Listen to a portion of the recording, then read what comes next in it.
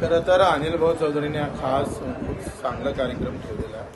निवड मेळावा नाही तर तो संवाद पण ठेवलेला आहे. संवादामध्ये जे काही वाद आहे ते खरे महत्त्वाचे आहे. ते धर्मवाद आणि जातीवादापेक्षाही हे इतके महत्त्वाचे आहे का इथे गटप्रवर्तिका असेल, आशा वर्कर असेल, अंगणवाडी सेविका, मदतनीस, उमेदच्या महिला असणार आणि इकडे होमगार्ड, रोजगार सेवक, ग्रामपंचायत कर्मचारी हा शेवट जो काम करणारा घटक आहे हा खरं तर योजना शेवटपर्यंत नेण्याचं काम भाऊ आम्ही घोषणा जरी वरती केल्या असल्या तरी खाली आपण योजना लाडक्या बहिणीपर्यंत नेण्यासाठी ह्या कर्तबगार बहिणी खऱ्या कामाच्या आहेत.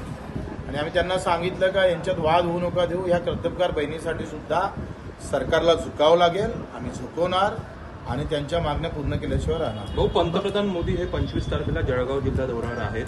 लखपती दिदीच्या पार्श्वभूमीवर, योजनेच्या पार्श्वभूमीवर या ठिकाणी मेळाव्याचं आयोजन करण्यात आलेलं आहे.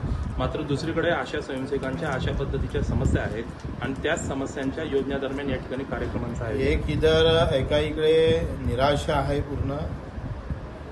कष्ट करणाऱ्यांसाठी कुठल्याही योजना आखल्या जात नाही आणि दुसऱ्या इकडे मताच्या बेरजेमध्ये जाऊन चुकीच्या अशा प्रकारच्या घोषणा करत खऱ्या लोकांना दूर ठेवलं जातं. 3.5 लाख शेतकऱ्यांच्या आत्महत्या झाल्या. मग लखपती भगिनी किंवा लखपती महिला म्हणून आपण एका घोषणा करताय. दुसरीकडे आत्महत्याग्रस्त शेतकरीची संख्या वाढत जात आहे. तर मला असं वाटतं तिथं लाखोची लूट दुसरीकडे लाखो देण्याची व्यवस्था करण्याचा जो एक केवलवाणी प्रयत्न करतात तो चुकीचा आहे. मला असं वाटतं का या देशामध्ये मजूर आणि शेतकरी हा सुखी झाला तर लाखो भगिनी बहिणी आणि सगळ्या समाजाच्या धर्माच्या सुखी झाल्याशिवाय राहणार नाही. त्या करोडपती होण्याची ताकद त्यांच्यामध्ये आहे.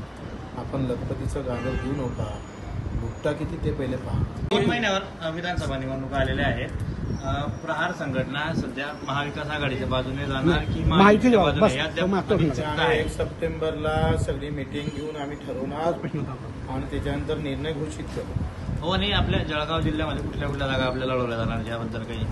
जळगावमध्ये अनिल भाऊची जागा इथे सगळ्यात अगोदर आम्ही घोषित केली आहे आणि त्यांच्यासोबत इतर कोणत्या महत्त्वाच्या जागा लढवायच्या ते अनिल भाऊ बसून आम्ही ठरवू.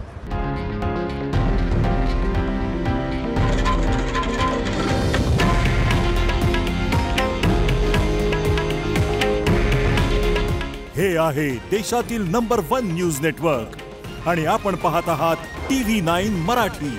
काळजी तुमची, हित महाराष्ट्राचं.